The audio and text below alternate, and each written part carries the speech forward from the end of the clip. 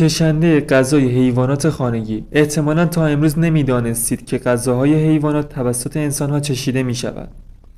چشنده غذای حیوانات یکی از شغل‌های کمیاب و پردرآمد دنیاست. فردی که غذای حیوانات را می‌چشد وظیفه دارد از کیفیت، مزه و سلامت آن اطمینان حاصل کند. افراد شاغل در این حوزه باید دانش تغذیه بالایی داشته باشند. میانگین درآمد سالانه این شغل $80,000 است.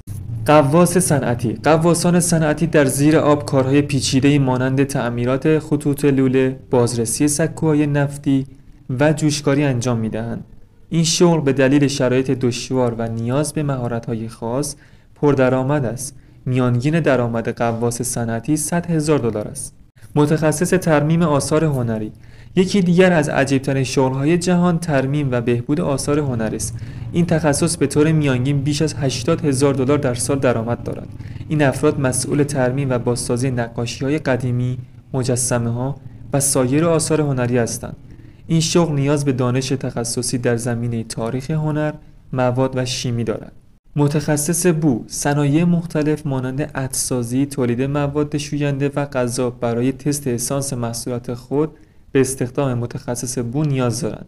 این افراد انواع رایحه مختلف را تحلیل و اصلاح می کنند و سالانه به طور میانگین $100,000 درآمد دارند.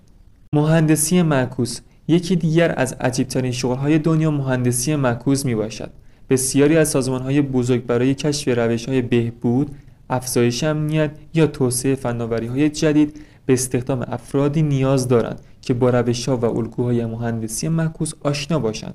مهندسین معکوس عمدتاً در صنعت امنیت سایبری و فناوری‌های پیشرفته فعالیت دارند و سالانه به طور میانگین $135,000 درآمد دارند. شکارچی طوفان. بسیاری از سازمان‌های فعال در زمینه محیط زیست و علوم جغرافیایی حاضرند برای استخدام متخصصان در یکی از شغل‌های کمیاب و پردرآمد دنیا یعنی شکارچی طوفان سالانه $90,000 بپردازند.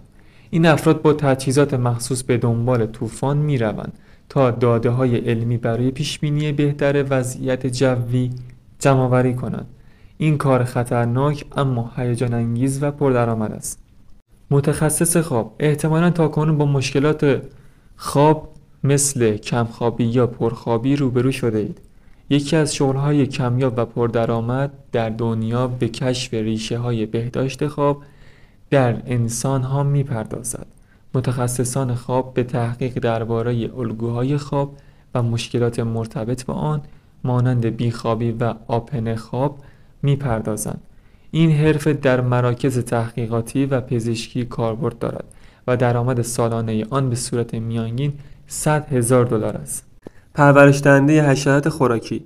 خوردن حشرات در بسیار از فرهنگ‌های غذایی غربی و شرقی رایج است. اما اگر تصور کردید که خوراک غذاهای اینچنینی از دل طبیعت تهیه می‌شود، اشتباه می‌کنید. یکی از عجیب‌ترین شغل‌های جهان پرورش حشرات خوراکی است. مخصوصاً با افزایش تقاضا برای پروتئین‌های جایگزین، پرورش حشرات خوراکی مانند جیجیرک به یکی از مشاغل پردرآمد و آینده‌دار تبدیل شده است. میانگین درآمد سالیانه افرادی با این تخصص $80,000 است. مشاور طراحی تجربه کاربری بازی‌های ویدیویی. بازی‌های کامپیوتری این روزا به یکی از منابع درآمدی نوجوانان و جوانان تبدیل شده است. این افراد وظیفه دارند با نسخه‌های اول یک بازی پیش از انتشار رسمی بازی کنند و تجربه کاربری خود را در اختیار طراحان بازی قرار دهند. این کار با هدف اطمینان از جذابیت و کاربرپسند بودن بازی‌ها انجام می‌شود. میانگین درآمد این افراد از بازی کردن می‌تواند سالیانه $100,000 باشد. مجری تست سرسره آبی. قبل از افتتاح پارک‌ها و سرسره‌های آبی برای تست هیجان و ایمنی وسایل بازی لازم است فردی آنها را تست کنند و تجربه خود را در اختیار طراحان قرار دهند. افرادی که این شغل را دارند سالیانه می‌توانند به طور متوسط تا $60,000 درآمد داشته باشند.